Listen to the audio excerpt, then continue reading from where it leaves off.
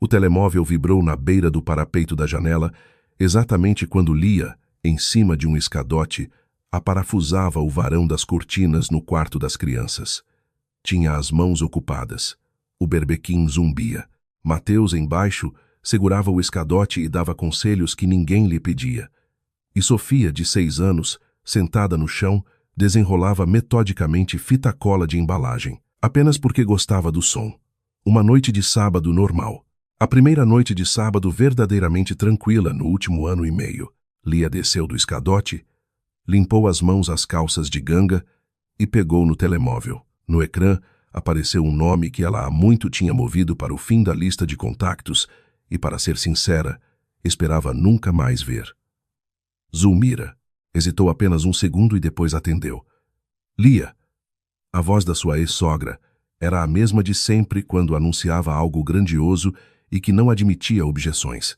Com exatamente a mesma voz, Zulmira anunciara uma vez que no ano novo iriam todos para a aldeia da irmã dela e com a mesma voz dissera que Gonçalo estava simplesmente cansado e tinha direito a umas pequenas férias da família. Eu e a Kátia decidimos, ela e os filhos, os 5, vamos para a tua casa nova, vamos viver juntos. Imagina que bom. As crianças, a horta, o ar puro. Não te importas, pois não? Lia não conseguiu responder. Zulmira não fazia perguntas que esperassem uma resposta. As suas perguntas eram retóricas por natureza, ditas por mera formalidade, e imediatamente engolidas pela frase seguinte: partimos na sexta-feira. Prepara os quartos. Os filhos da Kátia são barulhentos, eu sei, mas crianças são crianças. E por via das dúvidas, abastece o frigorífico. As nossas coisas vão abanar muito na viagem. Vá, um beijinho. Até sexta. A chamada terminou.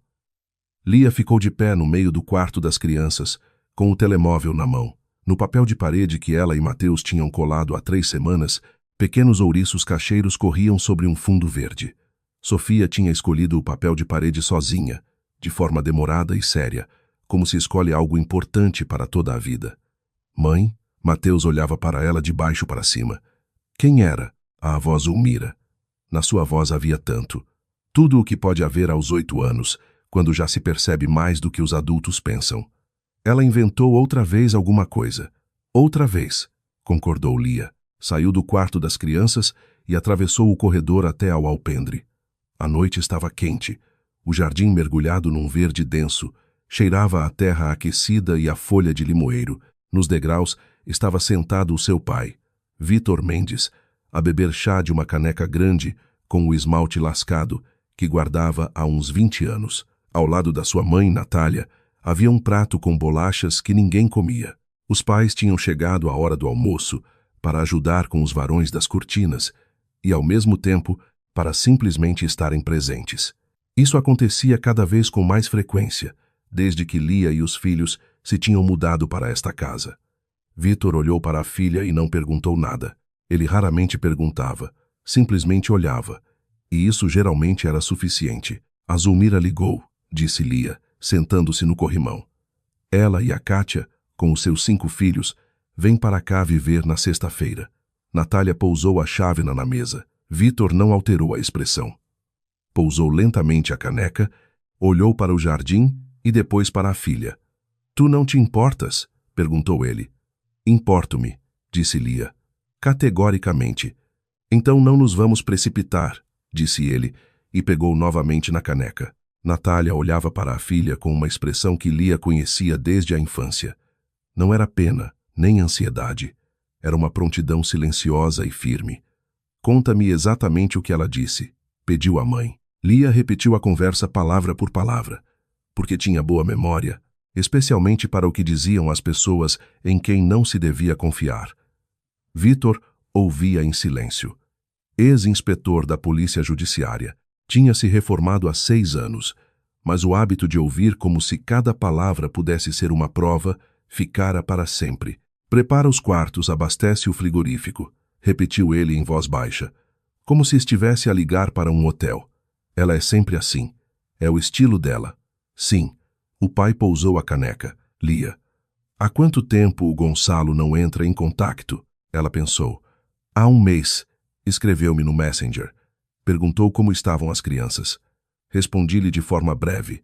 Não voltou a escrever. Antes disso, tentou negociar a pensão de alimentos. Propôs pagar menos a bem. Eu recusei. O nosso advogado, o Antônio, escreveu-lhe então uma carta oficial. Não me chateou durante vários meses. Vitor acenou lentamente com a cabeça. Assim acenam as pessoas quando as peças se encaixam num quadro. Mas o quadro não lhes agrada. Demasiado síncrono, disse ele. O quê? Lia não percebeu. Há um mês ele soube que não ia ceder na pensão de alimentos. E um mês depois a mãe dele liga. Ele olhou para a filha. Há quanto tempo lhe falaste desta casa? Lia abriu a boca e fechou-a. Depois lembrou-se. Eu não falei, mas a morada está nos documentos do tribunal sobre a residência dos menores. Ele tinha o direito de a solicitar. Então solicitou, disse o pai.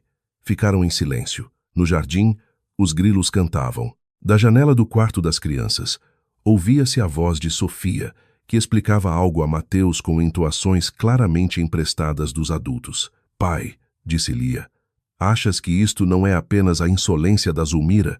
Insolência há aqui que chegue, respondeu ele. Mas o que me interessa é outra coisa. Por que é precisamente agora? Por que é precisamente para aqui? E por que é que ela tem tanta certeza de que tu vais concordar? Lia olhava para o jardim. Esta casa existia na sua vida há menos de 1 ano, mas ela já não se imaginava sem ela. Pequena, de um só piso, com tetos altos e velhas caixilharias de madeira que tiveram de ser trocadas, com um alpendre torto que o pai endireitou, com uma macieira junto à vedação que Mateus já considerava sua, porque uma vez subiu a ela, e agora, por uma questão de princípio, fazia-o todos os fins de semana. Há 1 ano, quando o divórcio foi finalmente finalizado e Lia ficou num tesouro alugado com 2 filhos, uma mala e a sensação de que o chão debaixo dos pés não era sólido, mas sim desenhado. Os pais venderam o seu grande apartamento. Simplesmente venderam. Mudaram-se para um tum nos arredores e investiram a diferença nesta casa, que puseram em nome de Lia.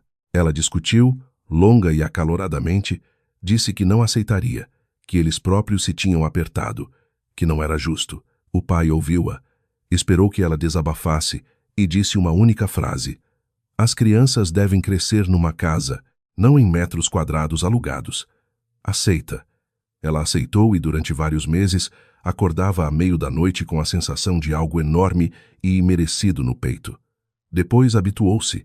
Depois começou a perceber que não era enorme e imerecido, era simplesmente amor, que sabe tomar decisões. E agora, Zulmira, vamos para tua casa viver.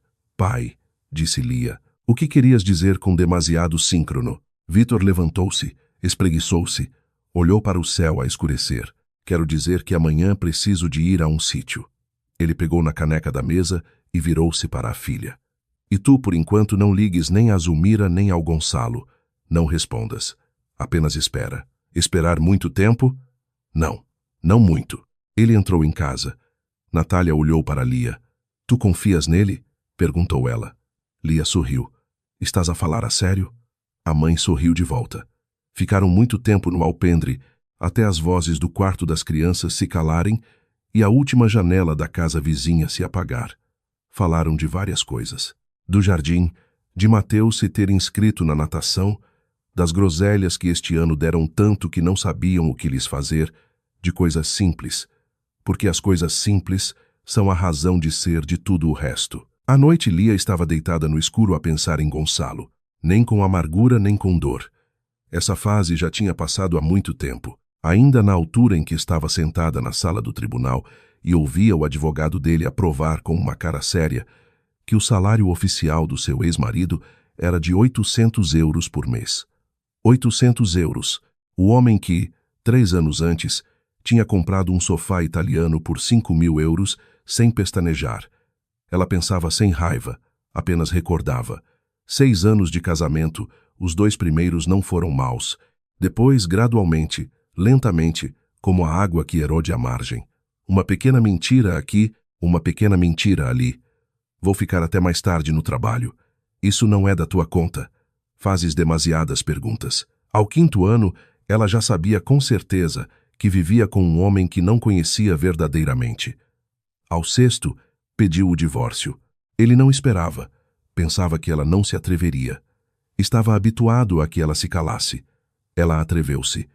O divórcio revelou-se uma guerra, silenciosa, burocrática, desgastante. Gonçalo, 2 semanas antes da primeira audiência, demitiu-se oficialmente do cargo de diretor comercial, aquele com o salário que ninguém via nos recibos de vencimento, mas que todos viam no seu estilo de vida. Arranjou emprego numa empresa qualquer com um vencimento de 800 euros. O processo da pensão de alimentos arrastou-se por 8 meses.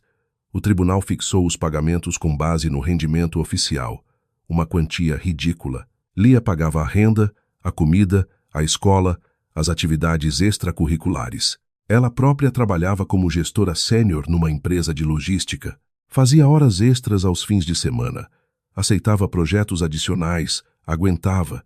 Mas algo nela lembrava-se de cada número, de cada declaração, de cada documento que ela assinava ou que não via, mas sabia que existia. A mãe de Gonçalo, na altura, não ligou uma única vez, nem para ajudar os netos, nem sequer para perguntar como estavam. Zulmira mantinha sempre a neutralidade, o que na sua linguagem significava: o meu filho tem sempre razão e a culpa é tua. E agora, vamos viver contigo. Prepara os quartos. Lia fechou os olhos. O pai disse para esperar, então ela iria esperar. Ela sabia esperar. A manhã seguinte era de domingo e cheirava a café. Lia levantou-se antes das crianças, fez café numa cafeteira italiana, foi para o alpendre. O jardim estava coberto de orvalho. A macieira junto à vedação brilhava com as suas folhas. O gato Simão, que Sofia tinha trazido para casa há 3 meses e que desde então se considerava o dono de pleno direito do território, estava sentado no poste da vedação a observar um corvo com interesse profissional. Vitor ligou por volta das 10h30. Vou ter com o Duarte, disse ele. Estarei de volta para o almoço. Duarte significava que era sério. O inspetor-chefe Duarte servira no mesmo departamento onde Vitor trabalhara. Eram amigos há 30 anos. O pai nunca ia ter com Duarte por nada. Pai, disse Lia, vais dizer-me o que se está a passar. Direi, assim que eu próprio perceber melhor. Uma pausa. Não escreveste ao Gonçalo? Não. Ótimo. Continua a não escrever. Ele desligou. Lia pousou o telemóvel na mesa e olhou para o café, depois para o jardim, depois para o gato Simão, que continuava a olhar para o corvo. O dia passou com as tarefas habituais. Foi com os filhos ao mercado, comprou cerejas, Mateus ajudou a carregar os sacos e considerava isso uma tarefa de adulto. Sofia escolheu a maior baga e comeu-a imediatamente, ali mesmo, junto à banca. À noite, pintaram todos juntos a vedação. Mais uma tarefa da lista infindável que Lia mantinha num caderno. Depois do jantar, as crianças adormeceram cedo, exaustas do dia. Lia estava sentada na cozinha com o caderno, a rever a lista de tarefas da casa. A chamada do pai soou às 9h30. Posso passar aí? Perguntou ele. Claro. Ele chegou 20 minutos depois. Sozinho, sem a mãe. Sentou-se à mesa da cozinha, aceitou uma chávena de chá, ficou em silêncio por alguns segundos, a organizar os pensamentos, e depois começou a falar. O Duarte mostrou-me uma coisa, extraoficialmente, como amigo. O pai olhava para a chávena. O apelido do Gonçalo tem aparecido nos últimos meses num material de investigação. Não como figura principal, mas como pessoa relacionada. Há um grande esquema de revenda de imóveis através de compradores de fachada, reescrituras, subavaliação do valor, lavagem da diferença. O teu ex-marido não é o organizador, mas é um participante. E a participação não é pequena. Lia ficou em silêncio. O caso ainda está em fase de desenvolvimento, continuou o pai. Oficialmente, nada foi instaurado, mas os materiais são sérios. Ele sabe que isto existe. Muito provavelmente, sente que há tempestade no ar. Esse tipo de gente sente. Vitor finalmente levantou o olhar. Lia, eu acho que esta mudança da mãe e da irmã não é apenas uma iniciativa familiar da Zulmira. É um elemento de algo maior. Explica. O pai cruzou as mãos sobre a mesa. O agente de execução da pensão de alimentos tem estado mais ativo nas últimas semanas. O teu advogado fez um bom trabalho. Pressionou-o corretamente. O Gonçalo sente isso. Paralelamente, paira sobre ele a história dos imóveis. Ele precisa de manobrar. E uma das opções de manobra é criar uma situação em que ele possa pôr em causa as tuas condições de habitação e apresentar um pedido de revisão da residência dos filhos. Lia sentiu um arrepio na espinha. Ele quer tirar-me os filhos. Não necessariamente tirar, mas ameaçar, certamente. Se na tua casa vivem 8 pessoas estranhas, incluindo 5 crianças que não são tuas, se não consegues garantir condições normais, se a casa está um caos constante, o tribunal pode levar isso em consideração numa revisão. E mais importante, tu, para protegeres os teus filhos, podes concordar com as condições dele, abdicar de parte da pensão de alimentos, aliviar a pressão dos agentes de execução. Lia ficou muito tempo em silêncio. Então a Zulmira é um instrumento, disse ela finalmente. Não era uma pergunta, era uma afirmação. É possível que ela própria não perceba que é um instrumento, respondeu o pai. O Gonçalo sabe formular as coisas de maneira que as pessoas pensem que estão a agir por iniciativa própria, mas o resultado é o mesmo. Lia levantou-se, andou pela cozinha, parou junto à janela. Do outro lado do vidro estava o jardim escuro, mal se distinguindo à luz do candeeiro da rua. Pai, disse ela, tu tens um plano. Tenho o início de um plano, corrigiu o pai. A continuação depende do que eles fizerem na sexta-feira. Muito provavelmente, virão. Estás a sugerir que os deixe entrar? Estou a sugerir que lhes permitas que entrem, disse Vítor. São coisas diferentes.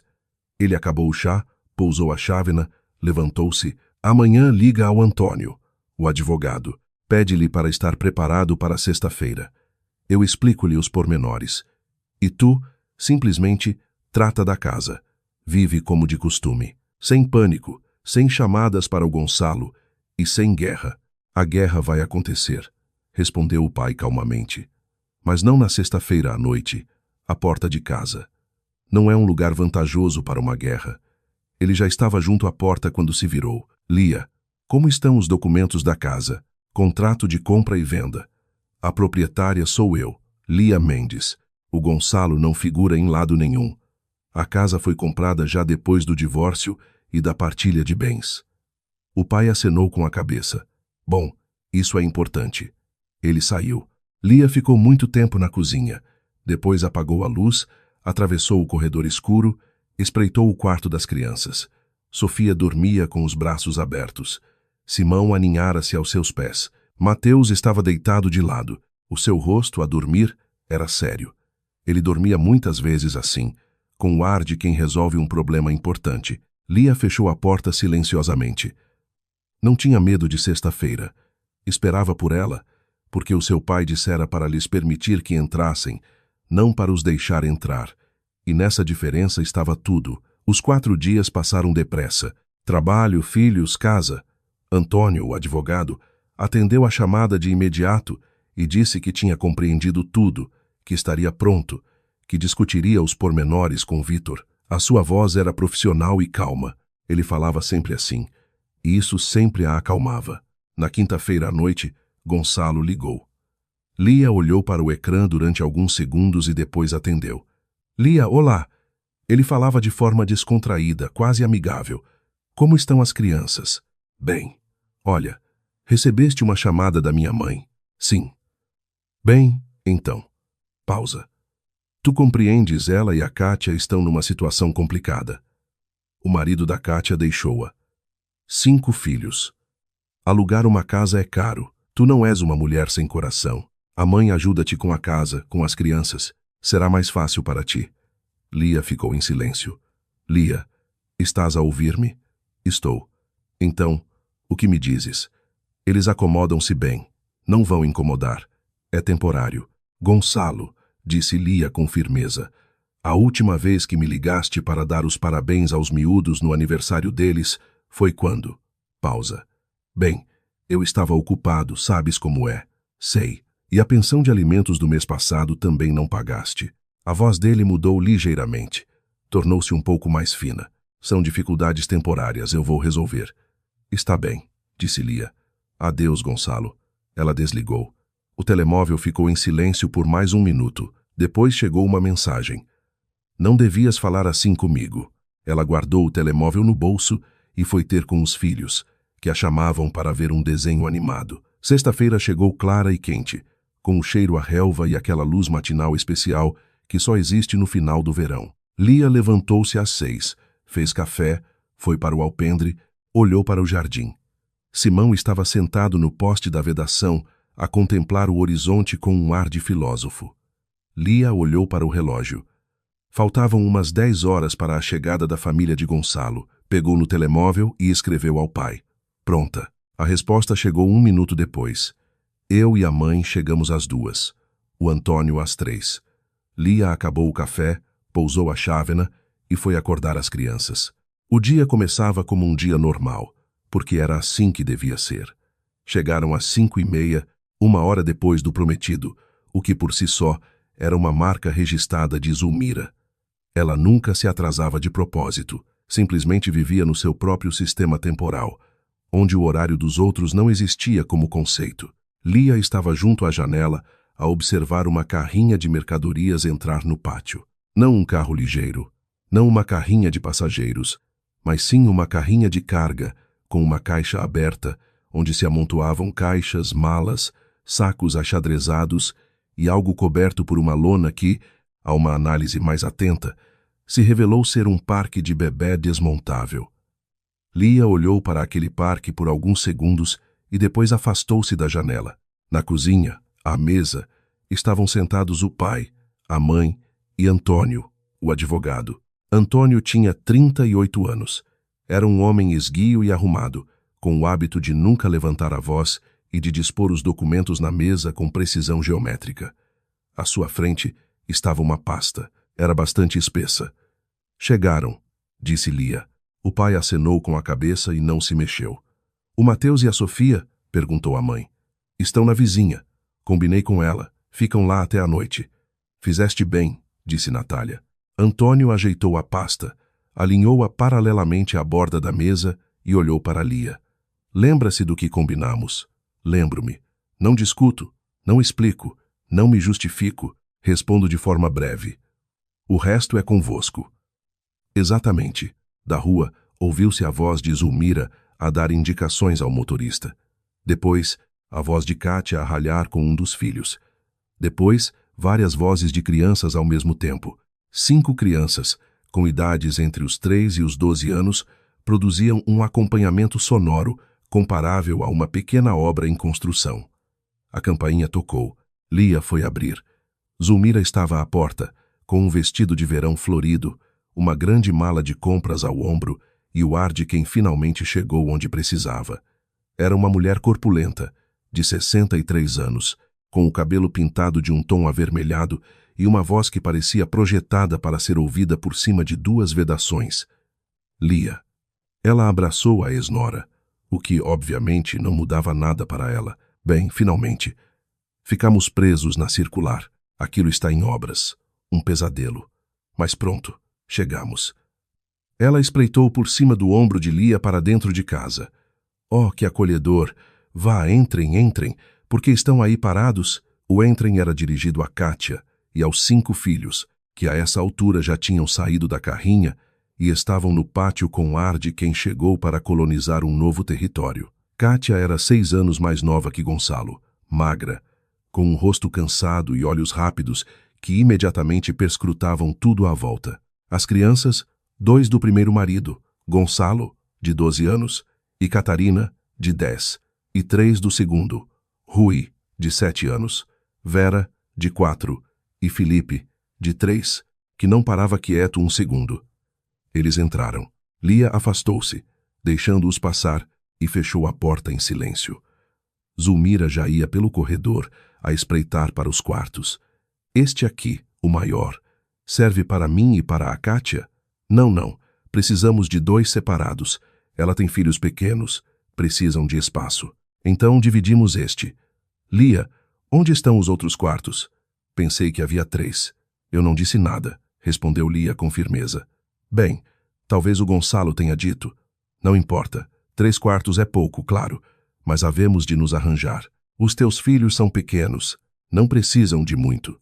Ela abriu a porta do quarto de Mateus e Sofia e parou no limiar. Oh, aqui há um beliche. Pronto, os mais novos da Kátia ficam aqui. Os teus mudam-se para o teu quarto. Não há problema. Onde cabem 2, cabem 3. Kátia não disse nada. Estava no corredor a olhar para o lado. Gonçalo, o de 12 anos, já tinha desaparecido para algum lado, a julgar pelos sons, em direção à cozinha. Rui puxava a mãe pela manga e perguntava-lhe algo em voz baixa. Felipe aproximou-se de uma estante na entrada e começou a tirar metodicamente os objetos dela. Parem, disse Lia em voz baixa. Felipe parou. Algo na sua voz funcionava como um comando. Para a sala de estar, por favor, disse Lia. Todos. Zulmira virou-se com o ar de quem foi interrompido a meio de uma reunião importante. Lia, só estávamos a ver. Por que é que temos de ir já para a sala? Para a sala de estar, repetiu Lia. O tom não mudou. Algo naquele tom funcionou também com Zulmira, porque ela, apesar de toda a monumentalidade do seu caráter, virou-se e foi para a sala. Lá, viu Vitor. Conheciam-se. Tinham-se visto algumas vezes em eventos familiares durante os 6 anos em que Lia fora casada com Gonçalo. Vitor nunca demonstrara especial simpatia pela família dele, mas também nunca dera motivos para conflitos. Simplesmente sentava-se quando era preciso, calava-se quando era preciso, dizia algumas palavras. Zulmira sempre tivera um certo receio dele, embora nunca o admitisse. Senhor Vitor, disse ela, abrandando um pouco o passo. O senhor também está aqui? Estou, confirmou ele. Depois, Zulmira viu Antônio, um homem desconhecido, de camisa clara, sentado à mesa com uma pasta. À sua frente estavam 2 copos de água. E este? Quem é? Perguntou ela. Antônio Campos, disse Antônio, levantando-se ligeiramente e acenando com a cabeça. Apoio jurídico. Que apoio jurídico? Zulmira olhou para Lia. Lia, por que é que chamaste um advogado? Somos família. Resolvemos isto em família. Sentem-se, por favor, disse Lia. Precisamos de conversar. Kátia sentou-se no sofá, em silêncio, sem dizer uma palavra. Continuava a olhar para o lado. As crianças espalharam-se. 3 no chão, 2 na beira de um cadeirão.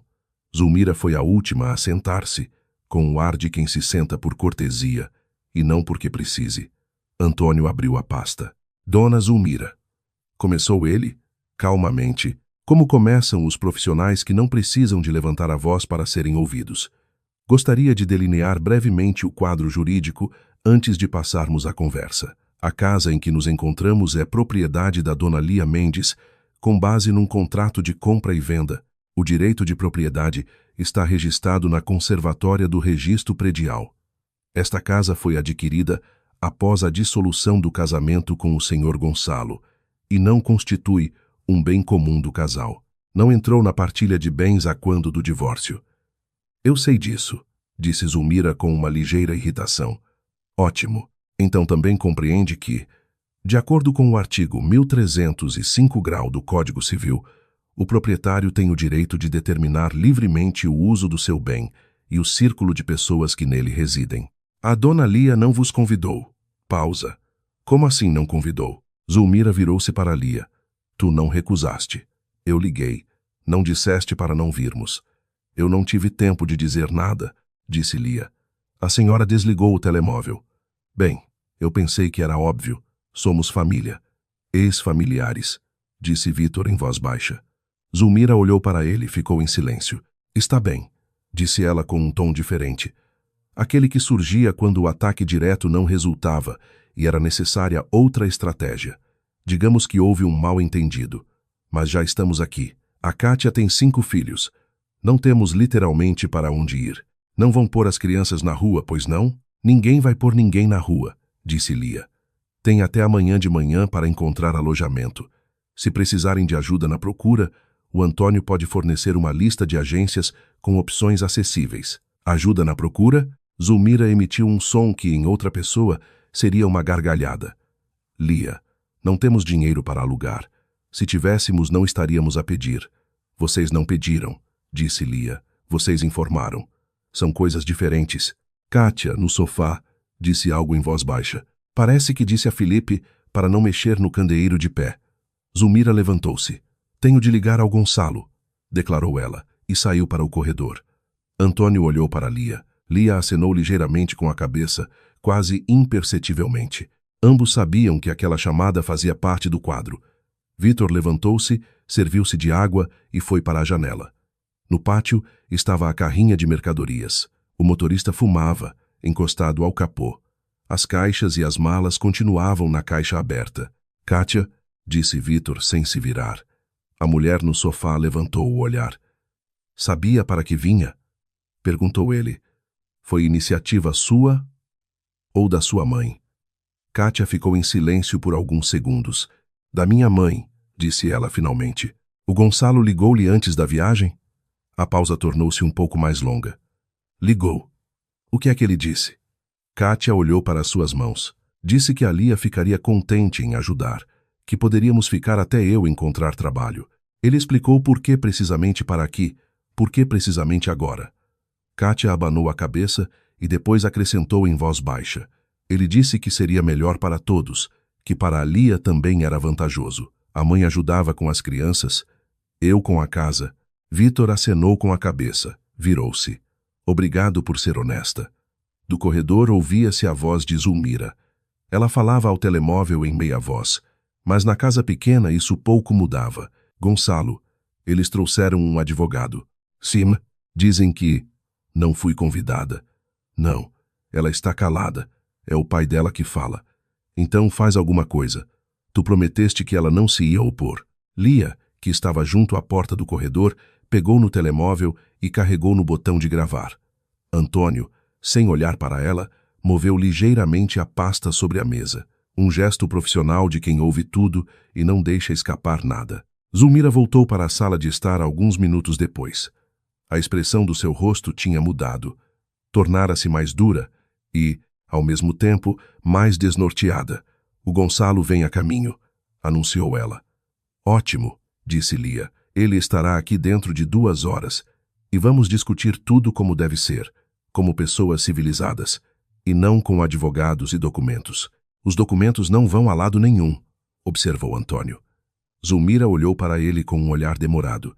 Meu jovem, disse ela, com aquela entoação especial, usada por pessoas convencidas de que a idade lhes dá o direito de serem condescendentes com os outros.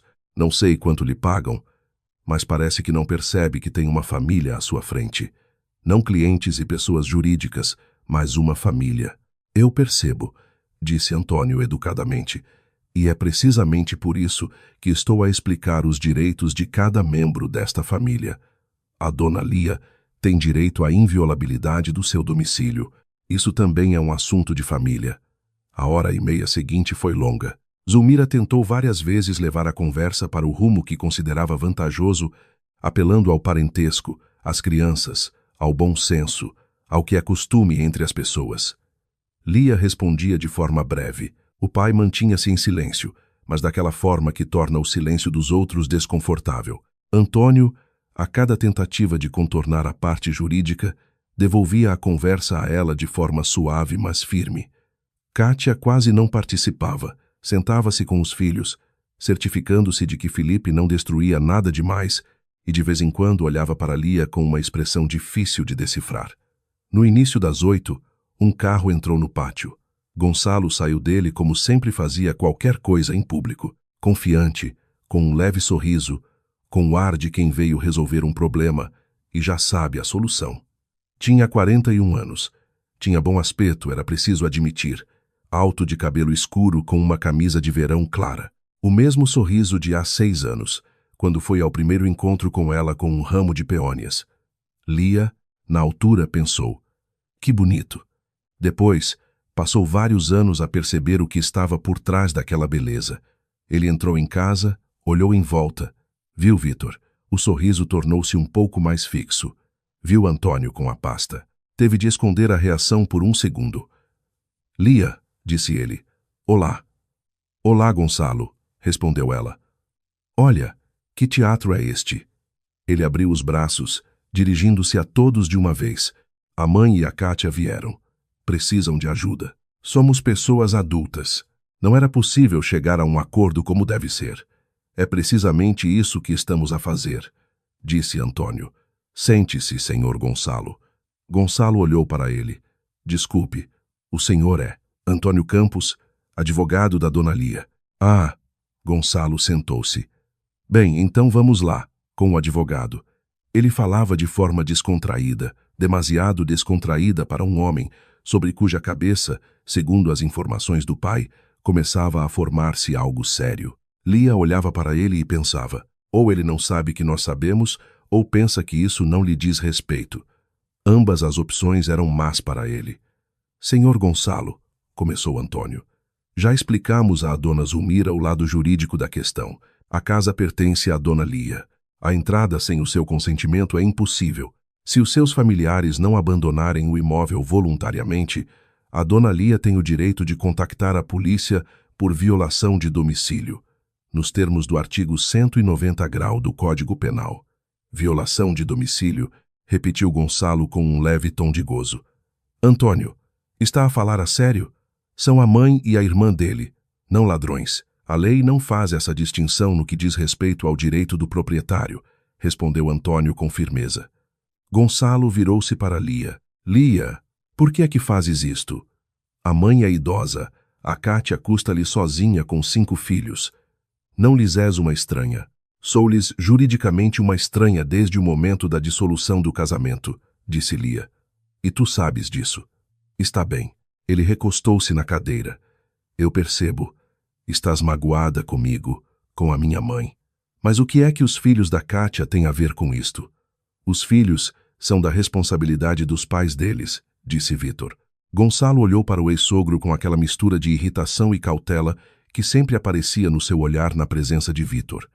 Senhor Vítor, com todo o respeito, mas esta é uma conversa de família. Por que é que está aqui? Estou a ajudar a minha filha, respondeu Vítor. Isso também é de família. Gonçalo ficou em silêncio.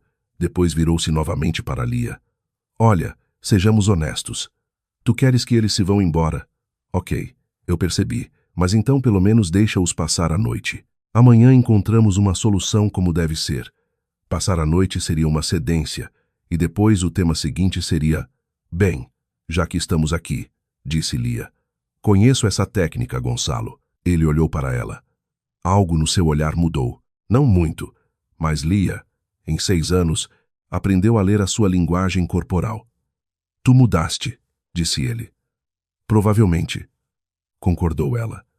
Vítor levantou-se e foi até a mesa. Pousou as mãos à sua frente, calmamente, como uma pessoa que tem algo a dizer e não tem pressa. Senhor Gonçalo, disse ele, quero fazer-lhe algumas perguntas, não como pai, mas como alguém que tem informações. Gonçalo olhou para ele, o sorriso desapareceu. Que informações? Vítor não se apressou. Está ciente de que o seu salário oficial no último ano foi de 800 euros por mês?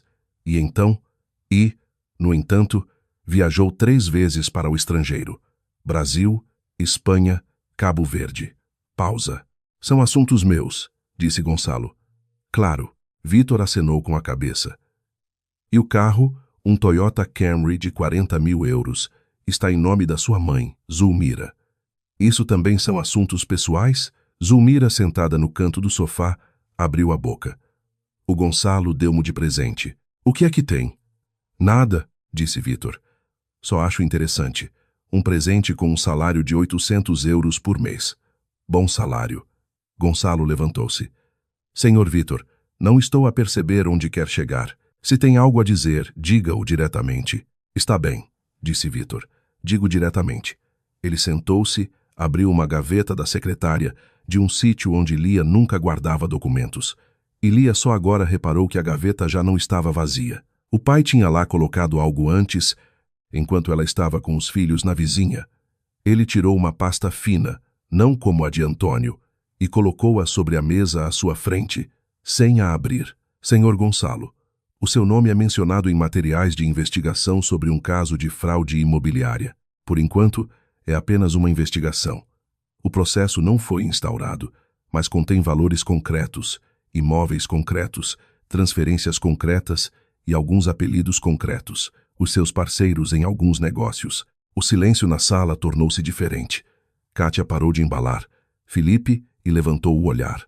Zulmira olhava para o filho. Gonçalo estava de pé junto à cadeira. E pela primeira vez naquela noite, pela primeira vez em muito tempo, tanto quanto Lia se lembrava, ele não sabia o que dizer. Isso, começou ele. Não se apresse, disse Vítor calmamente. Pense, não temos pressa. Gonçalo sentou-se lentamente. Na sala, ouvia-se o ciciar dos grilos lá fora. Lia olhava para o ex-marido, não com triunfo, mas com aquela sensação especial que se tem quando se espera muito tempo por algo difícil. E eis que chegou. E afinal, não era assustador. Simplesmente começou o que tinha de começar. O que é que querem? Perguntou Gonçalo. A voz tornou-se mais baixa. O tom profissional voltou, mas agora não tinha a leveza de antes. Por enquanto, nada, disse Vítor. Primeiro, é preciso que os seus familiares encontrem outro sítio para pernoitar. Tem meia hora. Meia hora? Sim. E depois, conversamos calmamente sobre várias coisas. Gonçalo olhou para a mãe. Zulmira olhava para o filho com uma expressão que Lia via pela primeira vez em todos os anos. Nem autoritária, nem irrefutável, mas perdida. Gonçalo, disse ela em voz baixa, o que se está a passar? Mãe, respondeu ele. Espera. Ele levantou-se e saiu para o corredor. Um segundo depois, Lia ouviu a sua voz. Ele estava a ligar a alguém, em voz baixa e rápida. Ela não prestou atenção. Não era preciso. Antônio tirou cuidadosamente algumas folhas da pasta e dispô-las à sua frente, paralelas à borda da mesa. Natália, que durante todo este tempo estivera sentada em silêncio num canto, levantou-se e foi para a cozinha. Alguns minutos depois, ouviu-se o som da chaleira. Kátia, para quem todos tinham deixado de olhar, perguntou a Lia em voz baixa. Tem um quarto para crianças? Tenho, respondeu Lia. O Felipe não dorme desde o almoço. Pode deitar-se um pouco enquanto não nos vamos embora? Lia olhou para ela. Pode. Venha, eu mostro. Saíram juntas da sala. No corredor, Gonçalo não estava. Tinha ido para o jardim. Ouvia-se a sua voz de lá. Lia abriu o quarto das crianças. Acendeu uma pequena luz de presença. O quarto cheirava a crianças e um pouco a folha de limoeiro. Pela janela aberta entrava uma brisa da rua. Kátia deitou Felipe na cama de Mateus.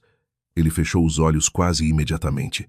Lia, disse Kátia, sem se virar. Eu não sabia do plano do Gonçalo. A mãe disse, tu concordas, estás contente. Eu pensei que era verdade. Lia ficou em silêncio por um segundo. Eu percebo. Não estou a pedir nada. Kátia finalmente virou-se. Tinha o rosto de quem está habituado a que as circunstâncias sejam mais fortes. Só quero que saibas. Sei, disse Lia. Voltaram para a sala de estar.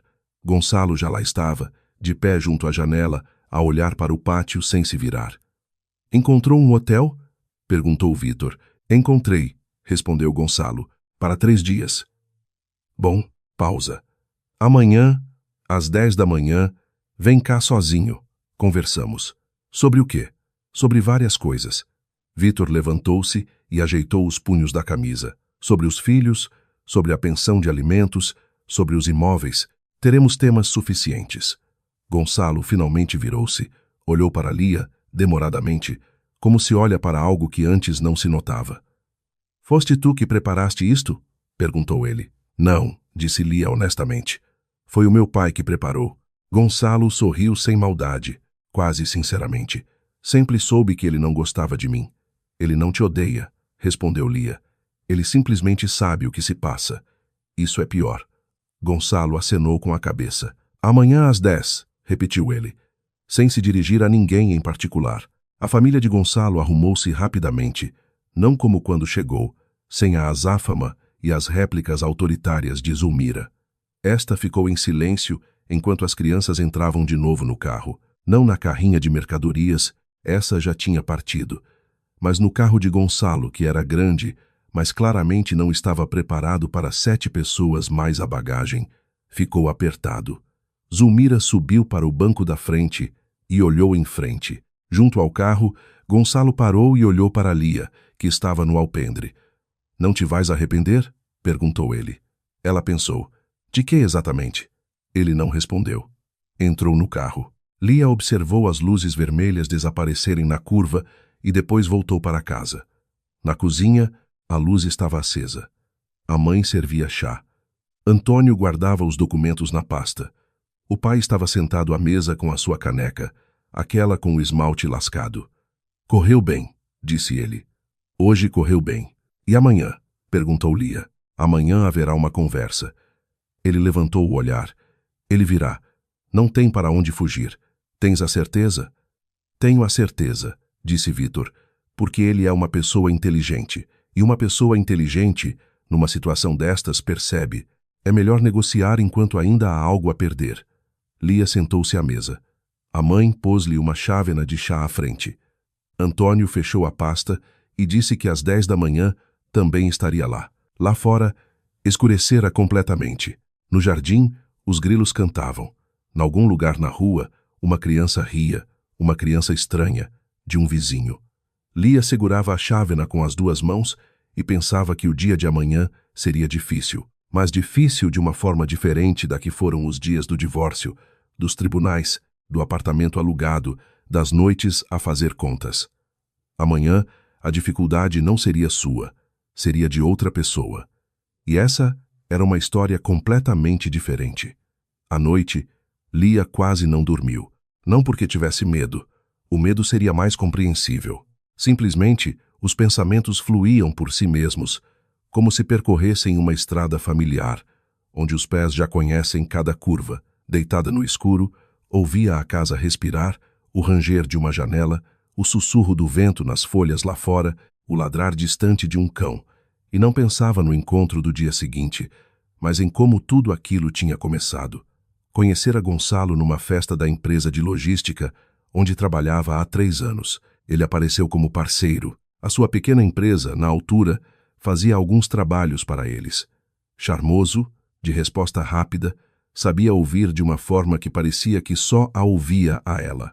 Lia, mais tarde, explicou a si mesma muitas vezes como uma pessoa inteligente pode cometer um erro tão grande. Depois, deixou de explicar. Simplesmente aceitou como um facto. As pessoas inteligentes erram tanto como as outras, por vezes até com mais esmero, porque sabem convencer-se a si mesmas. Os 2 primeiros anos não foram maus, não ideais, mas não maus. Ele sabia ser atencioso quando queria, sabia criar uma sensação de segurança, a sensação precisamente não a segurança em si. Lia trabalhava, ele trabalhava, construíam algo parecido com uma vida. Depois, apareceram as primeiras fissuras, pequenas, quase imperceptíveis. Ele ficava até mais tarde, e não avisava. Respondia a perguntas com perguntas. Quando ela lhe pedia para explicar algo, ele explicava de tal forma que a explicação gerava novas perguntas, em vez de fechar as antigas. Ela atribuía isso ao excesso de trabalho, ao estresse, ao seu caráter difícil. Depois, deixou de atribuir e simplesmente habituou-se a viver ao lado de um homem que não compreendia. Os filhos não apareceram por acaso. Lia queria muito ter filhos, e essa foi a única coisa em que Gonçalo não se opôs. Mateus nasceu no 3º ano de casamento, Sofia no 5º. Com os filhos, ele era normal, carinhoso, não muito envolvido, mas normal. Comprava brinquedos, brincava às vezes, levava-os às atividades. Isso, Lia não lhe tirava. A decisão do divórcio não foi tomada de um momento para o outro. Amadureceu lentamente, como amadurece algo que a princípio parece pequeno e insignificante. E depois, um dia de manhã, se ergue diante de nós em toda a sua estatura. Naquela manhã, Lia encontrou no bolso do casaco dele, enquanto o tirava para lavar, um recibo de uma joia. Cara, não uma que ele alguma vez lhe tivesse oferecido. Ela não fez uma cena, não gritou, simplesmente pousou o recibo na mesa e perguntou-lhe, quando ele chegou à noite, Gonçalo, para quem é isto? Ele explicou, longa e lindamente. Um parceiro de negócios, aniversário, etiqueta empresarial. A explicação era fluida, como sempre. Lia ouvia e pensava, não acredito. Não porque ele estivesse a mentir, talvez até estivesse a dizer a verdade, mas porque ela já não acreditava nele, por princípio, e isso já não tinha cura. Pediu o divórcio 2 meses depois. Agora, deitada no escuro, pensava nisso sem dor, apenas como acontecimentos que foram e dos quais ela saiu.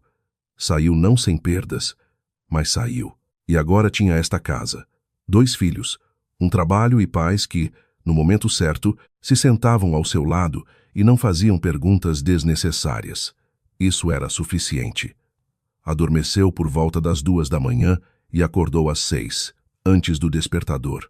Lá fora, despontava uma manhã cinzenta e silenciosa. Lia levantou-se, lavou o rosto, fez café, foi para o alpendre.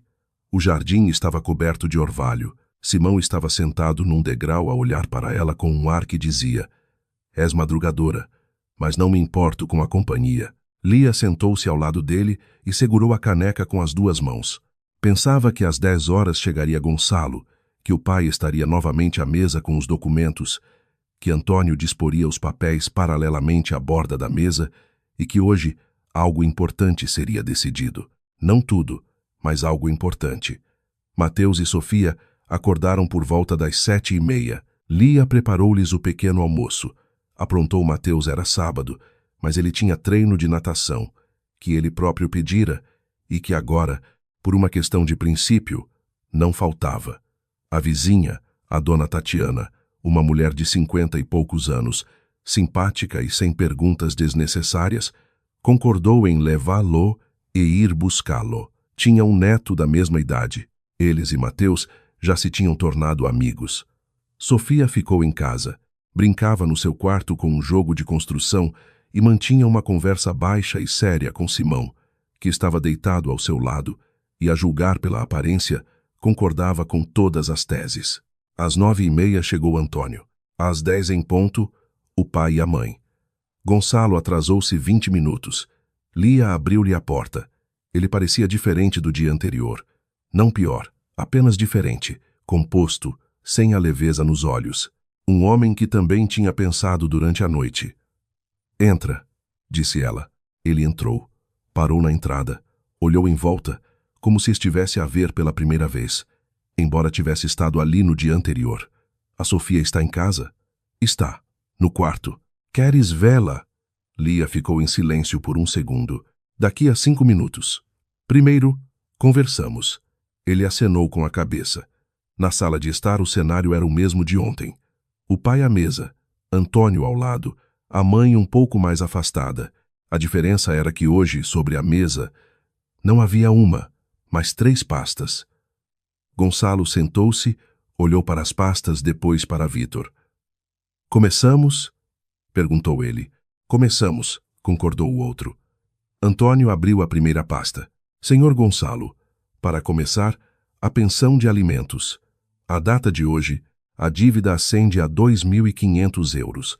Existe um título executivo.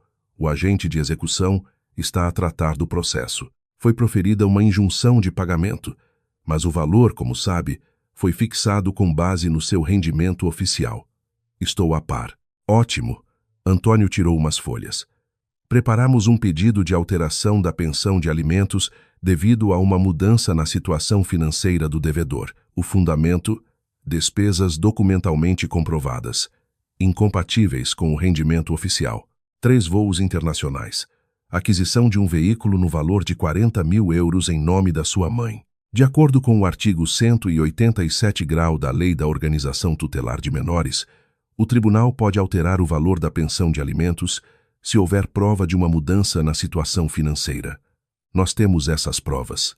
Gonçalo olhava para as folhas, em silêncio. "Além disso", continuou Antônio, "de acordo com o Código Civil, a dívida de alimentos é cobrada por todo o período de incumprimento, independentemente do valor fixado. Se o tribunal rever o valor retroativamente, o montante da dívida aumentará substancialmente." "Até que ponto?" perguntou Gonçalo. "Isso depende do rendimento que o tribunal considerar real", respondeu Antônio. "Mas estamos preparados para fundamentar um valor várias vezes superior a 2.500 euros. Gonçalo acenou lentamente com a cabeça e depois olhou para Vítor. "E a segunda pasta?" Vítor não se apressou.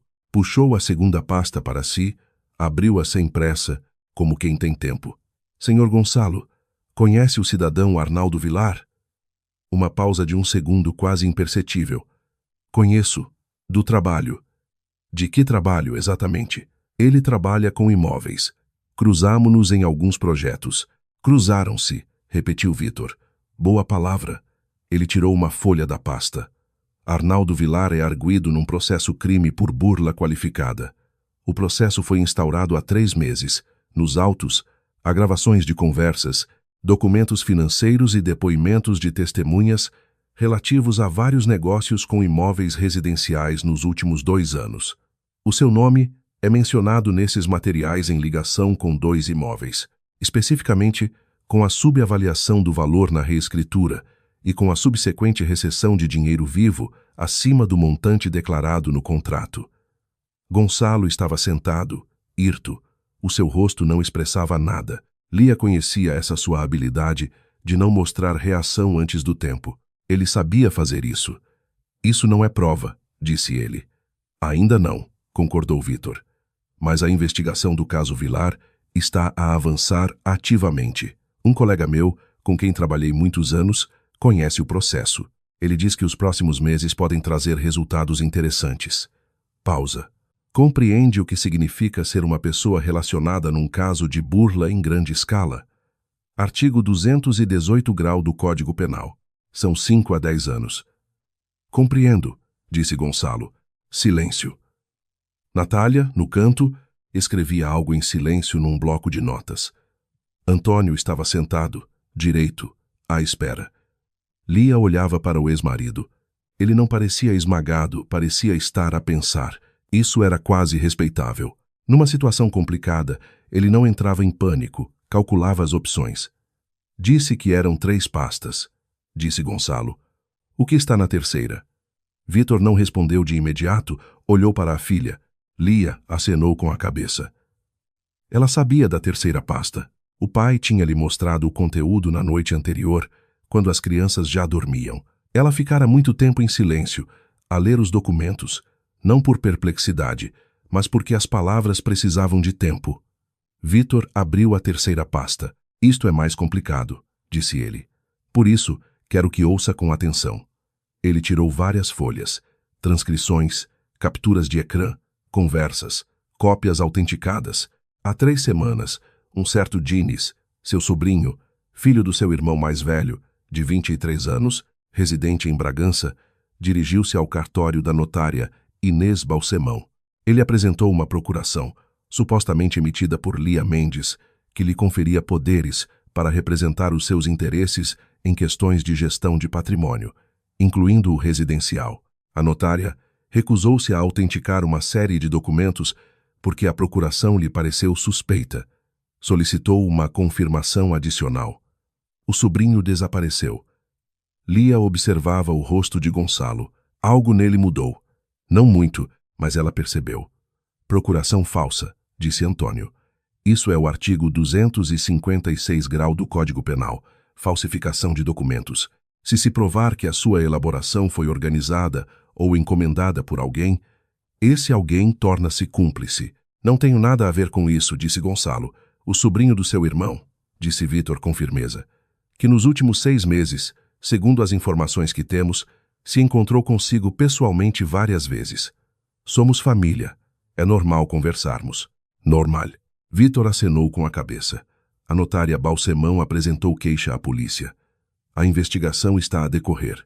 As conversas telefônicas do seu sobrinho nos últimos 3 meses serão solicitadas no âmbito dessa investigação. O silêncio tornou-se diferente. Gonçalo apoiou lentamente os cotovelos na mesa e entrelaçou as mãos à sua frente. Lia via a sua cabeça a trabalhar. Não via os pensamentos, mas via o processo em si. Por que é que me está a contar isto? Perguntou ele finalmente. Se tem tudo isto, para que a conversa? Entregue a investigação. Porque há crianças, disse Vitor. Simplesmente. Gonçalo levantou o olhar. O Mateus e a Sofia, continuou o pai. Eles precisam de um pai. Não numa cela, não no banco dos réus. Vivo, capaz de ganhar a vida, capaz de pagar a pensão de alimentos e de ir, de vez em quando, As festas da escola. Ele fez uma pausa. Eu não sou seu inimigo, Gonçalo. Sou o pai da Lia. São coisas diferentes. Gonçalo olhava para ele. O que é que quer? Perguntou ele. Quero que os meus netos cresçam normalmente, respondeu Vítor. Para isso, são necessárias algumas coisas. Antônio, por favor. Antônio abriu outra página na sua pasta e colocou-a à frente de Gonçalo. A folha estava impressa de forma cuidada, com pontos numerados. Primeiro, começou Antônio, um acordo voluntário sobre a pensão de alimentos com base no rendimento real e não no oficial. O valor é determinado com base no salário mínimo nacional, multiplicado por um coeficiente acordado pelas partes, mas não inferior a 30% do rendimento efetivo. O acordo é autenticado por notário. Gonçalo lia a folha, não interrompia. Segundo, uma renúncia, autenticada por notário, a quaisquer pretensões sobre o patrimônio de Lia Mendes, incluindo a casa adquirida após a dissolução do casamento, o reconhecimento de que este bem não é um bem comum do casal. Isso já é juridicamente óbvio. Mesmo assim, disse Antônio, um papel nunca é demais. Continuemos. Terceiro, o compromisso de não iniciar ações de revisão da regulação das responsabilidades parentais nos próximos 3 anos, sem a existência de fundamentos substanciais, confirmados por uma perícia independente. Gonçalo levantou o olhar. Isso já é uma limitação dos meus direitos parentais. Não, respondeu Antônio. É uma fixação do status quo. As crianças vivem com a mãe. O senhor tem direito a conviver com elas segundo um horário que também estamos dispostos a definir. Os seus direitos não são limitados, são estruturados. E em troca? Vítor respondeu. Em troca, os materiais sobre a sua participação no caso Vilar ficam onde estão, não na posse da investigação, mas na minha. A história da procuração é análoga. Se cumprir as condições, estas pastas ficam na prateleira. E se não cumprir? Se não cumprir, elas deixam de estar na prateleira, disse Vítor. Isto não é uma ameaça, Gonçalo. É a lógica dos acontecimentos. Gonçalo recostou-se na cadeira, olhou longamente para o teto. Lia estava sentada em silêncio. Não entrava na conversa. Isso fora decidido de antemão. O seu papel hoje era outro. Ela estava presente. Isso era importante. Simplesmente estar presente e não se calar por medo, mas sim calar-se por força. Preciso de tempo para pensar, disse finalmente Gonçalo. Quanto? Perguntou Antônio. Até amanhã à noite. Está bem, disse Vítor. Até amanhã à noite. Gonçalo levantou-se, olhou para Lia. Deixas-me ir ver a Sofia? Ela levantou-se e foi com ele para o corredor. A porta do quarto das crianças estava entreaberta. Sofia estava sentada no chão com o jogo de construção. Simão estava deitado ao seu lado. Gonçalo parou na ombreira da porta. Sofia levantou a cabeça. Pai, ela disse-o sem entusiasmo e sem estranheza, simplesmente constatando um facto. Vieste? Vim. Ele entrou, sentou-se ao lado dela. O que estás a construir? Uma casa, informou Sofia. Aqui vai ser a garagem e aqui o jardim. Estás a ver? Estou a ver. Bonito. Simão olhou para Gonçalo com a expressão de um animal que ainda não decidiu como se há de relacionar com a pessoa. Lia estava junto à porta a observá-los. Sofia explicava algo. Gonçalo acenava com a cabeça. Durou uns 3 minutos.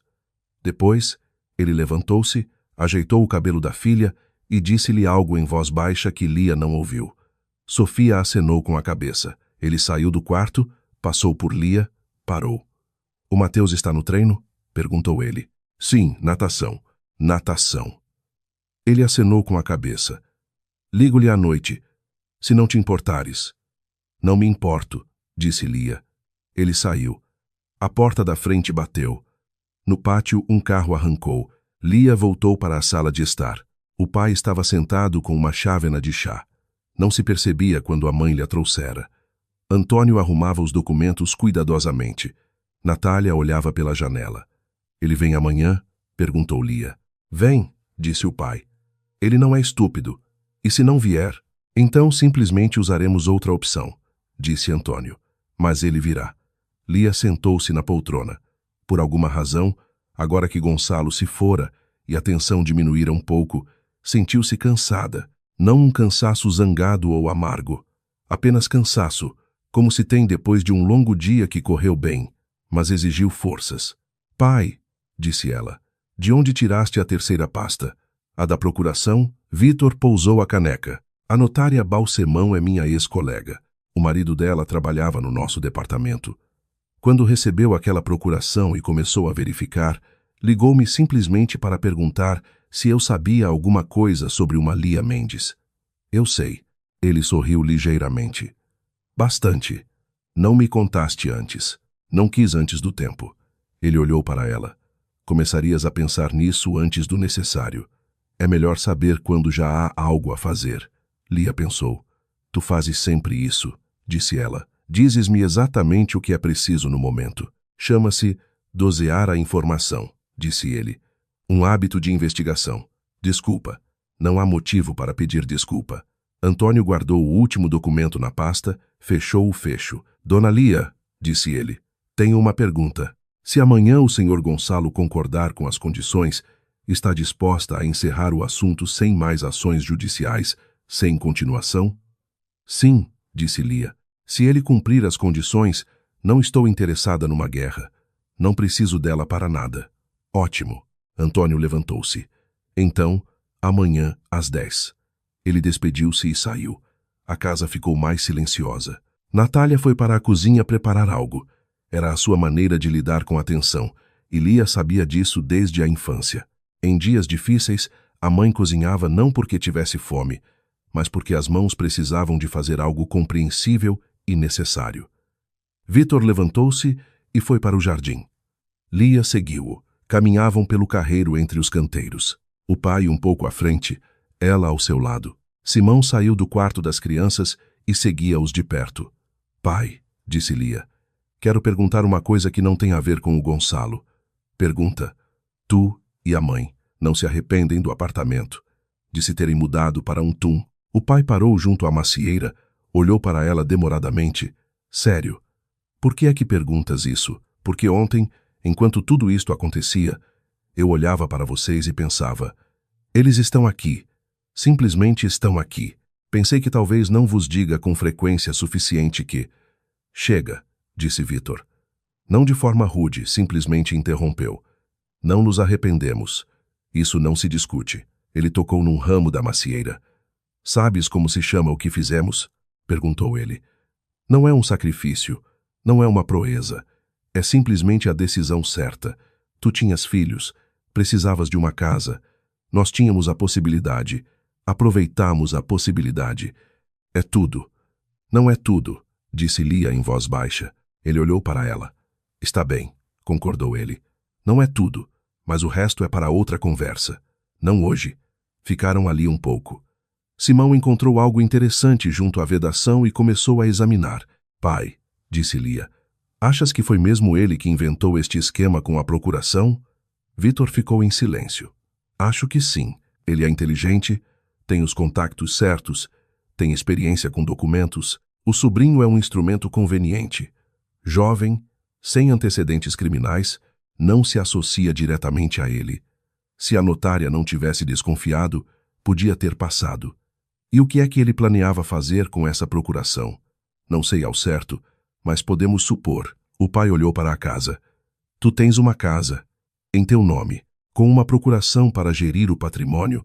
Podia-se, por exemplo, tentar celebrar um contrato de arrendamento em teu nome, alugar parte da casa, receber o dinheiro, criar uma situação em que tu própria, supostamente, tinhas alojado estranhos. O que é mais interessante, iniciar ações judiciais que exigiriam a tua participação em tribunal, criariam um precedente de contestação do direito de propriedade. Não era certo que resultasse, mas haveria barulho, e ele precisava do barulho para criar a aparência de que eu não conseguia gerir o patrimônio, para criar uma alavanca. Vitor virou-se para a filha. Lia, tu és uma mulher inteligente, trabalhas, crias os teus filhos, mantens a casa, és invulnerável na essência, mas tens filhos e esse é o único ponto onde se pode pressionar. Se criar caos suficiente à tua volta, tribunal, disputa de bens, pessoas estranhas em casa, instabilidade, surge um argumento para a revisão da guarda ou pelo menos para uma negociação. Lia ouvia. Ele não queria tirar-te os filhos, continuou o pai. É incômodo e caro. Ele queria uma alavanca para que tu própria propusesses um compromisso. Reduzo a pensão de alimentos, retiro os agentes de execução. Só peço que deixes tudo como está. Ele subestimou a minha vontade de chegar a um compromisso.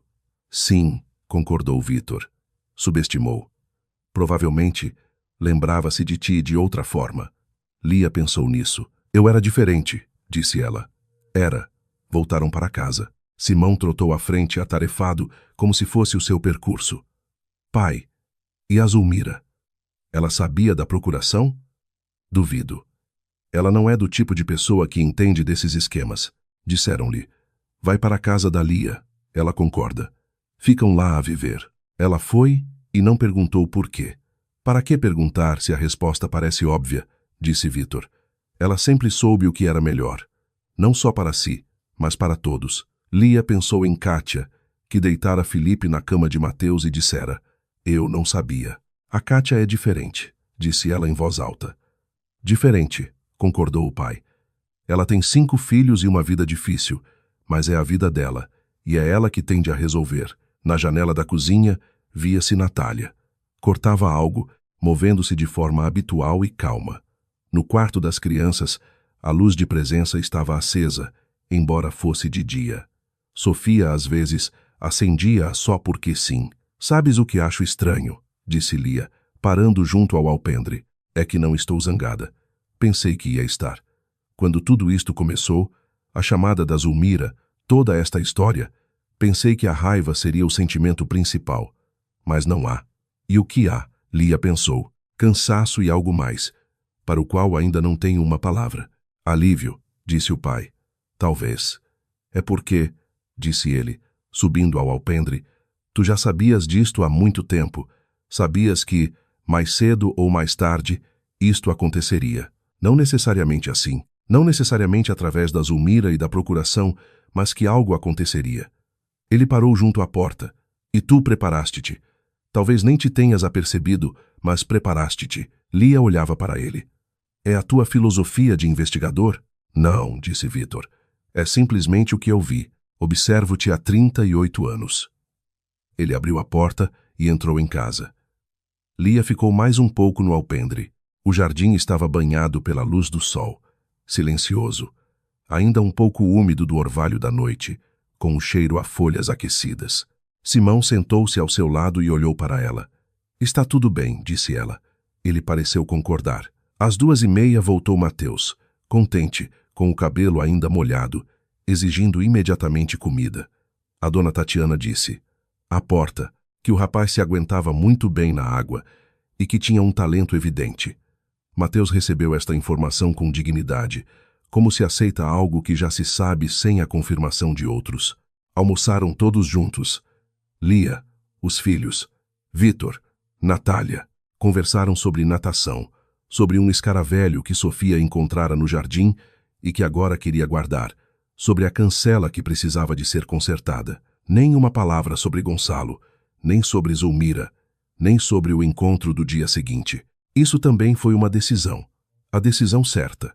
À noite, quando as crianças já dormiam, Lia estava sentada no alpendre com um livro que lia devagar, algumas páginas de cada vez, sem pressa. Antônio ligou. Dona Lia, o senhor Gonçalo escreveu-me. Diz que amanhã vem e que está disposto a discutir as condições. Pede que o tema do caso Vilar não saia do âmbito da nossa conversa.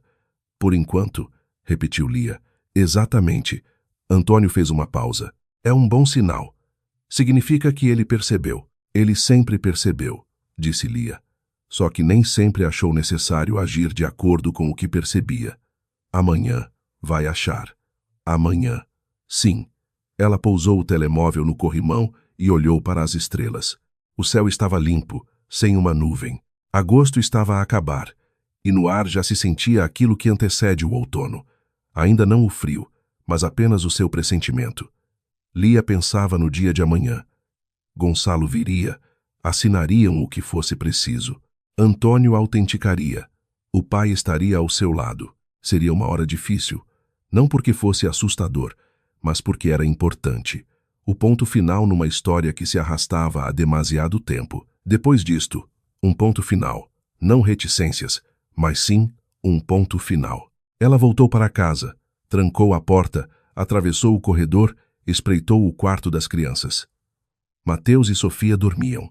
Simão estava deitado aos pés de Sofia, como sempre. A casa estava silenciosa.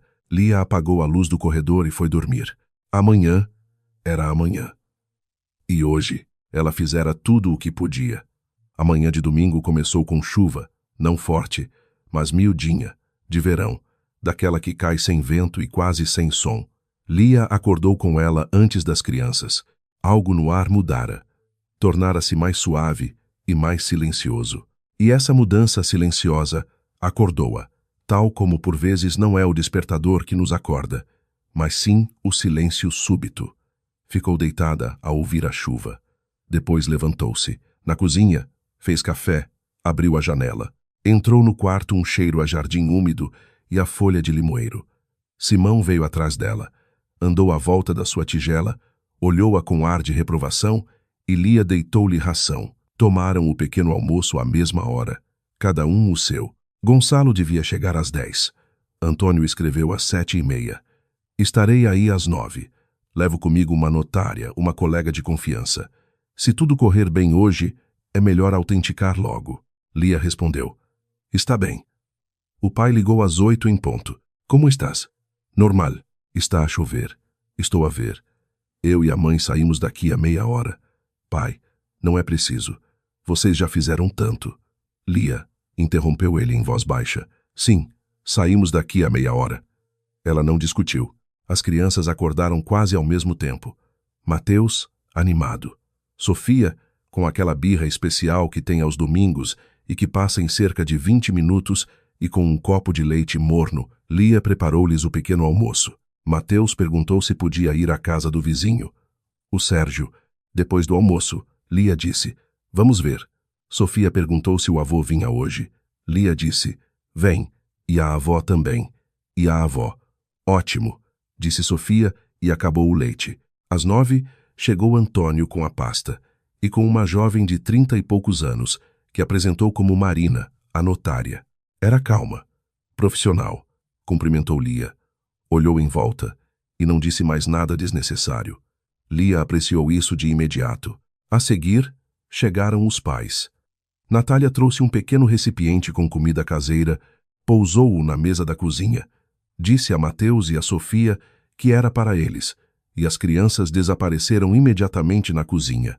Vítor entrou na sala de estar, cumprimentou Antônio e Marina, sentou-se no seu lugar junto à janela. A casa estava silenciosa. A chuva lá fora continuava, constante, paciente. Gonçalo tocou a campainha 10 minutos depois das 10. Lia abriu a porta. Ele estava de pé sob o alpendre com um casaco escuro, sem guarda-chuva. A chuva era tal que também se podia andar sem guarda-chuva. Parecia, ela notou, uma pessoa que tomara uma decisão e agora a trazia nas mãos. Sem a leveza do dia anterior, sem a confiança fingida, simplesmente viera. A Marina está cá? Perguntou ele. Sim. Conheces? Sei quem é, o Antônio avisou. Entra. Ele entrou, tirou o casaco, pendurou-o sozinho, sem ajuda. Entrou na sala de estar, viu Vítor. Acenou com a cabeça, viu a notária. Acenou com a cabeça. Sentou-se. Começamos, disse ele. Começamos, respondeu Antônio. O que se seguiu demorou pouco mais de 2 horas. Antônio falava metodicamente, sem palavras desnecessárias. Gonçalo ouvia, por vezes pedia esclarecimentos. Uma vez, pediu para reformular o ponto sobre a pensão de alimentos, não para reduzir o valor, mas para especificar o mecanismo de revisão em caso de alteração do rendimento. Antônio concordou. O mecanismo era razoável. Marina fazia anotações. Lia estava sentada ao lado do pai e quase não falava. Algumas vezes, Antônio dirigia-se a ela. Ela respondia de forma breve. Sim, concordo. Serve. Vítor não disse quase nada. Estava sentado, a segurar uma chávena de chá que Natália lhe trouxera, e olhava ora para a janela, ora para Gonçalo. Uma vez, quando este hesitou antes de assinar a terceira folha, o pai disse calmamente, Gonçalo, já tomaste a decisão. É só uma assinatura. Gonçalo assinou. Marina autenticou cada documento. No total eram 4. O acordo de alimentos, a renúncia às pretensões patrimoniais, o acordo sobre o regime de visitas aos filhos e um protocolo adicional em que as partes declaravam não ter quaisquer reclamações mútuas sobre os acordos anteriormente celebrados. Gonçalo leu este último documento com mais atenção do que os outros. Depois levantou o olhar para Lia.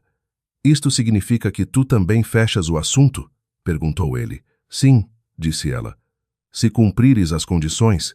Eu percebi as condições. Então sim. Ele assinou. Marina guardou o selo, dobrou os seus exemplares na pasta, acenou a Antônio e saiu em silêncio. Tinha outro encontro na cidade. Na sua saída não havia nada de solene. Simplesmente uma pessoa que fez o seu trabalho e se foi embora. Lia pensou que era assim que os bons profissionais deviam trabalhar. Antônio juntou os documentos, distribuiu as cópias por envelopes. Um para Lia, um para Gonçalo. Estendeu o envelope por cima da mesa. Gonçalo pegou nele. Durante alguns segundos, todos ficaram em silêncio. A chuva lá fora parara, imperceptivelmente, como para o que caía em silêncio. Está bem, disse finalmente Gonçalo. Isto é o correto, provavelmente. Provavelmente, concordou Lia. Ele levantou-se. Vítor também se levantou. Não de forma ameaçadora, simplesmente levantou-se. Gonçalo, disse ele, as pastas ficam onde estão. É a minha palavra. Gonçalo olhou para ele, acenou com a cabeça. Eu percebo. Fez uma pausa. O senhor é um homem justo, senhor Vítor. Duro, mas justo. Tento ser, respondeu o outro. Antônio despediu-se e também saiu. Tinha um dia de trabalho, apesar de ser domingo. Gonçalo parou na entrada, vestiu o casaco e depois perguntou. Não a Lia, mas como que para o ar? Posso dizer ao Mateus e à Sofia que vou ligar. Regularmente. Segundo o horário? Que horário? Perguntou Lia. Qualquer um que tu digas. Ela pensou por um segundo. 2 vezes por semana, à noite, às 7. Está bem, disse ele. Às terças e sextas, que seja. Ele acenou com a cabeça. Depois hesitou um pouco. Vou chamar as crianças. Estão na cozinha. Ele foi à cozinha. Lia ouvia não as palavras, mas apenas as vozes. A de Mateus, surpreendida no início. Depois calma. A de Sofia, com as suas entoações interrogativas que nunca cessavam. Gonçalo dizia algo em voz baixa. Alguns minutos depois voltou à entrada. Disse-lhes que ia ligar. O Mateus perguntou em que ano fui pela última vez ao treino dele. Não soube o que responder. Lia ficou em silêncio. E com razão, acrescentou ele. Ele abriu a porta. Lá fora, a chuva parara completamente e o ar tinha aquela pureza especial que só existe depois de uma chuva de verão. Denso, fresco, com cheiro à terra molhada e à verdura. Lia, disse Gonçalo parado à porta. Sim, tu conseguiste tudo.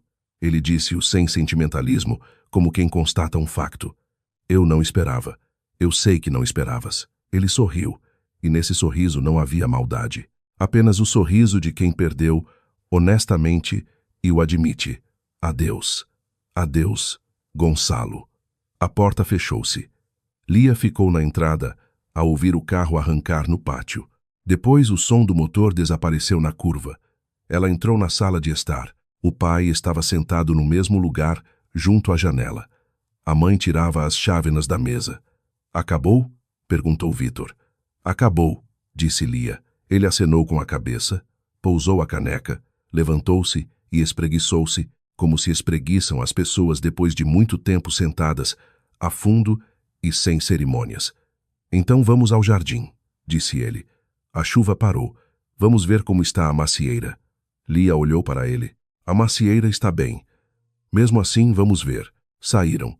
O jardim estava úmido e silencioso. A relva brilhava, as folhas da macieira pendiam pesadas de água. Simão saiu atrás deles, cheirou o carreiro molhado, pensou e decidiu ficar no alpendre. Vítor aproximou-se da macieira, tocou num ramo. Em breve haverá maçãs, disse ele. Bom ano. Ele olhou para o jardim. Lia, sim? Compreendes que agora ele vai cumprir as condições? Acho que sim. Não penses, disse ele. Sabe, ele não é estúpido nem idealista. É um pragmático. Os pragmáticos cumprem os acordos quando percebem que a violação lhes sairá mais cara. E as pastas? As pastas ficam guardadas. Vitor fez uma pausa. Eu disse, dei a minha palavra. Enquanto ele cumprir, ficam guardadas. Mas ele não se vai esquecer que elas existem. É o melhor estímulo. Lia acenou com a cabeça. Pai, disse ela, e o caso Vilar, está mesmo a avançar? Está, respondeu o pai. O Duarte está a tratar disso. O Gonçalo não é o principal arguido, mas há ligações. Se a investigação chegar a ele por si mesma, isso já não será a nossa história. Demos-lhe uma oportunidade de sair disto discretamente. Ele aproveitou-a. A partir de agora, a escolha de como viver é dele. De casa, ouviu-se a voz de Natália. Chamava todos para almoçar. Depois, a voz de Mateus, a relatar algo importante e urgente. E a de Sofia, a interromper. O barulho normal de uma casa. Lia e o pai entreolharam-se. Vamos? Perguntou ele. Vamos. Durante o almoço, falaram de várias coisas. Mateus contou do treino, do que o treinador lhe dissera para experimentar as competições. Sofia falou do escaravelho que encontrara ontem no jardim e que, na sua opinião, devia ser guardado para o inverno porque não tinha para onde ir. Vitor, com ar sério, explicou-lhe que os escaravelhos hibernam na terra e que não havia motivo para preocupação, ao que Sofia respondeu que, mesmo assim, iria verificar. Natália servia a todos mais um pouco e olhava para a filha, não com ansiedade, como olhara nos últimos dias, mas com outra coisa, com o que se sente quando se espera muito tempo por algo bom, e finalmente chega. Depois do almoço, Mateus foi para a casa do Sérgio. Lia permitiu. Sofia instalou-se com o seu jogo de construção. Os pais ficaram mais uma hora e depois começaram a preparar-se para ir embora. Junto à cancela, Vitor virou-se. Lia, pai, liga ao Antônio esta semana. Pede-lhe para controlar o pagamento da pensão de alimentos. O primeiro deve chegar no final do mês. Se não chegar, agimos. Mas chegará. Está bem. E mais uma coisa. Ele fez uma pausa. Não penses nisso constantemente. Vive. Está tudo feito. Vive. Ela acenou com a cabeça. Eles partiram. Lia ficou junto à cancela até o carro desaparecer na curva. Depois, voltou para o pátio. O dia estava silencioso e limpo depois da chuva. O sol saíra. Já não de verão. Um pouco atenuado, como acontece no final de agosto. As sombras da macieira eram longas e suaves. Lia caminhou pelo carreiro, parou junto à macieira, tocou num ramo, tal como o pai fizera uma hora antes. As maçãs ainda estavam duras, um pouco esverdeadas. Dentro de algumas semanas estariam prontas. De casa, ouviu-se a voz de Sofia. Dizia algo a Simão, de forma circunstanciada e convincente. Simão, a julgar pelas pausas no monólogo, não discutia. Lia sorriu, pensava em como a vida, por vezes, é estranha. Há um ano, estava num apartamento alugado, de outra pessoa, com 2 malas, e pensava. E agora? Pensava sem desespero, mas também sem resposta. Simplesmente estava ali, a olhar para as paredes desconhecidas. Depois, começou a organizar-se, um passo de cada vez. Trabalho, casa, filhos, tribunal, agentes de execução. Um de cada vez, não tudo de uma vez. E agora, este jardim, esta macieira, este silêncio. O telemóvel tocou. Um número desconhecido. Lia atendeu. Lia Mendes. A voz era de mulher, profissional. Sim, é a Sônia, da agência imobiliária Casa de Sonho. Há algumas semanas, deixou um pedido de avaliação de um imóvel. Um terreno nos arredores de Sintra. Herança da sua avó. Estamos disponíveis para ir na próxima semana, se lhe for conveniente.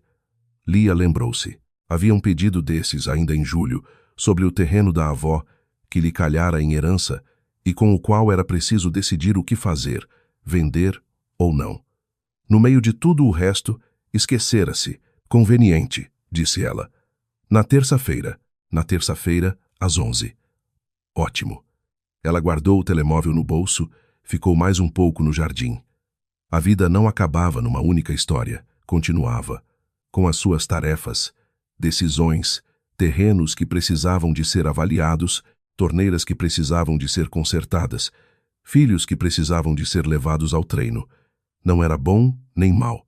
Era simplesmente a vida, real, viva, a sua própria vida. No final do mês, chegou o primeiro pagamento da pensão de alimentos. O valor era 3,5 vezes superior ao anterior. Lia viu a notificação do banco enquanto estava no trabalho. Fechou o telemóvel, olhou pela janela, viu um céu cinzento de outono, as primeiras folhas amarelas nos chopos e depois abriu o documento de trabalho seguinte. 2 semanas depois, Gonçalo ligou pela primeira vez aos filhos, de acordo com o horário, às 7 da tarde de uma sexta-feira, como combinado. Mateus falou com ele uns 10 minutos, Sofia uns 20, porque tinha muito para contar sobre o escaravelho, sobre Simão e sobre o jogo de construção que quase terminara. Lia, entretanto, estava na cozinha, ouvia as vozes dos filhos, mas não escutava, simplesmente tratava das suas coisas.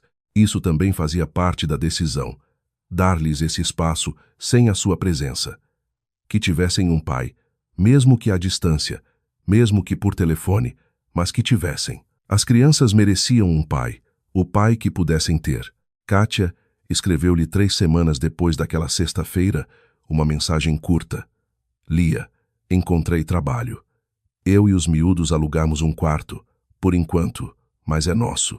Obrigada por não nos teres dito tudo na cara, naquela altura. Teria sido humilhante. Tu não o fizeste. Lia releu a mensagem 2 vezes e depois respondeu. Boa sorte. Não voltaram a trocar mensagens, mas havia algo de concluído naquela breve troca. Não amizade, não reconciliação, mas simplesmente honestidade. Zulmira não ligou. Lia não esperava que ligasse. Algumas pessoas sabem admitir a derrota em silêncio, simplesmente desaparecem da tua vida e não voltam mais. Era a sua maneira. Lia aceitou-o sem raiva, decidiu não vender o terreno da avó. Antônio disse que a terra era boa e que com o tempo valorizaria. Vitor disse que se podia construir uma pequena casa de fim de semana para ir no verão. Mateus disse que queria ir lá. Sofia disse que era preciso levar o Simão. Lia olhou para os documentos, olhou para os filhos, olhou para o pai. Está bem, disse ela. Na primavera. Vamos lá ver. O outono chegou, como sempre chega, primeiro discretamente e depois de uma só vez. Um dia, as folhas da macieira ficaram amarelas e Lia saiu para o jardim de manhã e pensou. E assim se foi o verão, mas não com tristeza, apenas com a compreensão de que o verão passara da forma correta. Colheram as maçãs em setembro, Mateus no escadote, Sofia embaixo com uma bacia, Simão ao lado com ar de fiscal. Lia olhava para eles e pensava que se lembraria disto, não porque fosse preciso lembrar, mas porque se lembrava por si só. À noite o pai ligou, só por ligar, sem assunto. E as maçãs? Boas, disse Lia. Muitas. Traz-nos umas, a mim e a tua mãe. Trago. E as crianças? Bem, o Mateus está a preparar-se para as competições. A Sofia acabou a casa de construção e agora está a construir o 2º andar. Uma abordagem sensata, aprovou Vitor. O 2º andar é sempre melhor que o primeiro. Pai, sim. Obrigada. Ele fez uma pausa de 1 segundo. De nada, disse ele. Foi simplesmente a decisão certa. Lembras-te? Ela lembrava-se. Lá fora, escurecia. A casa estava iluminada. Uma luz quente e difusa. Do quarto das crianças, ouvia-se a voz de Sofia e, periodicamente, a de Mateus a responder-lhe. Simão estava deitado no seu lugar, junto ao sofá. Lia estava junto à janela a olhar para o jardim. A casa estava silenciosa. Não com um silêncio vazio, mas cheio. Aquele que existe quando tudo está no seu lugar por dentro. Ela fechou a cortina. Tudo estava no seu lugar.